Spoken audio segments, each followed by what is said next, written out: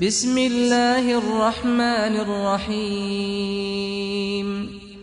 اللہ کے بندو، دین اسلام دین توحید ہے۔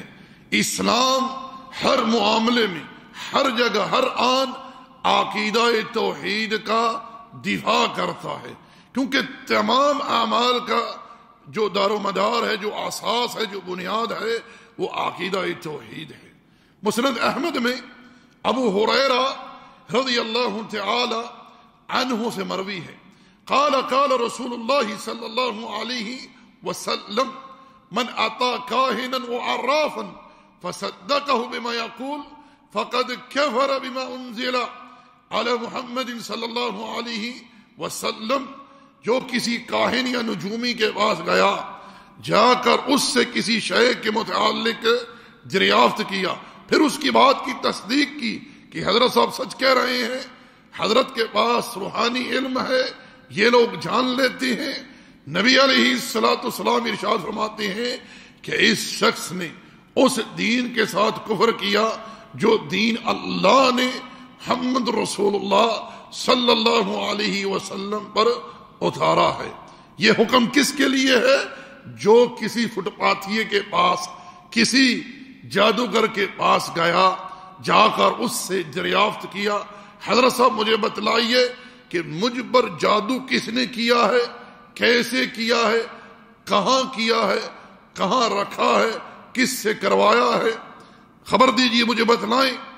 فرمایا اس کی بات کو سنیں، پھر اس کے متعلق یہ کہے کہ حضرت نے سچ کہا ہے، یہ جان لیتے ہیں، ان کے پاس روحانی علم ہے، ان کے پاس موکل ہیں جو انہیں امور غیب کی خبر دیتے ہیں۔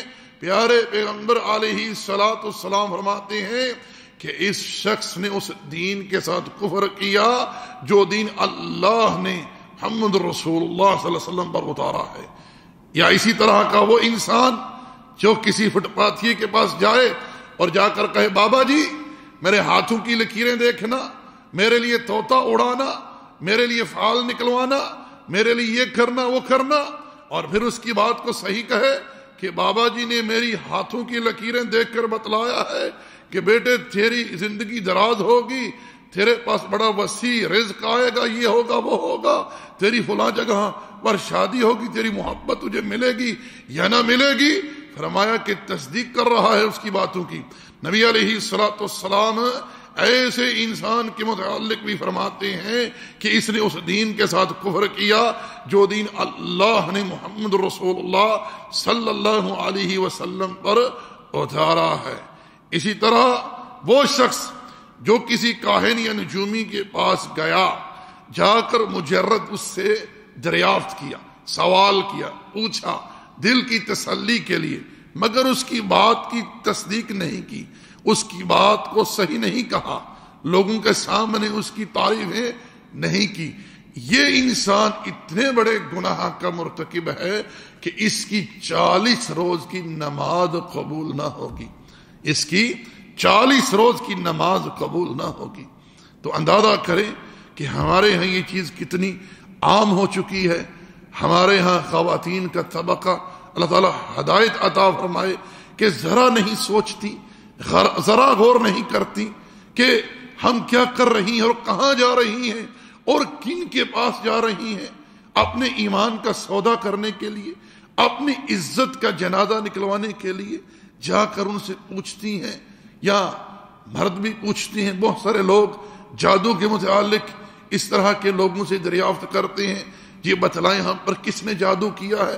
پھر وہ طرح طرح کے ڈھنگوسلے مارتے ہیں، جھوٹ سچ ان کو بتلاتے ہیں، پھر یہ ان کی بات کی تصدیق کرتے ہیں اور ان کی تعریفیں کرتے پھرتے ہیں ہر جگہ۔ جی بڑا پہنچا ہوا ہے، اس کے پاس روحانی علم ہے، اس کے پاس موکل ہے، یہ جان لیتے ہیں، بتلا دیتے ہیں، ان کو علم ہو جاتا ہے، یہ بھی ایک علم ہے۔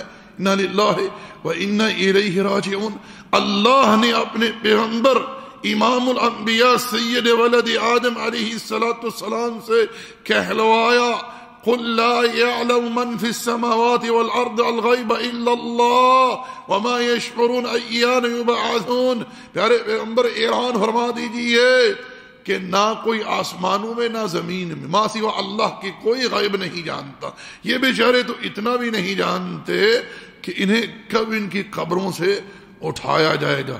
یاد رکھیں کہ نہ کوئی انسان غیب جانتا ہے اور نہ کوئی جن غیب جانتا ہے اور نہ ہی کوئی فرشتوں میں سے کوئی فرشتہ غیب جانتا ہے. ما سوا اللہ کے کوئی غیب نہیں جانتا.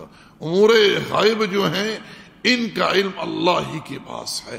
جو شخص اس چیز کا دعویٰ کرے یا اس طرح کا دعویٰ کرے یہ انسان کافر ہے، مشرک ہے.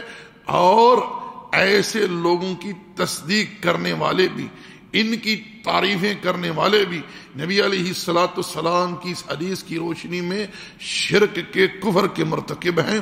رب ذوالجلال تقدس و تعالی سے عافیت کا سوال ہے اور میری اپنی تمام بہنوں سے اور بھائیوں سے بھی سب سے گزارش ہے کہ اپنے عقیدہ توحید کا دفاع کریں، حفاظت کریں، اس کو محفوظ رکھیں شرک کی آمیزش سے. کیونکہ شرک جب اعمال میں داخل ہوتا ہے تو اعمال برباد ہو جاتے ہیں. جس طرح کے حدث جو ہے اس کے داخل ہونے سے طہارت ٹوٹ جاتی ہے، ختم ہو جاتی ہے، اسی طرح یاد رکھیں کہ شرک کے داخل ہونے کی وجہ سے انسان کا عقیدہ توحید جو ہے یہ ٹوٹ جاتا ہے.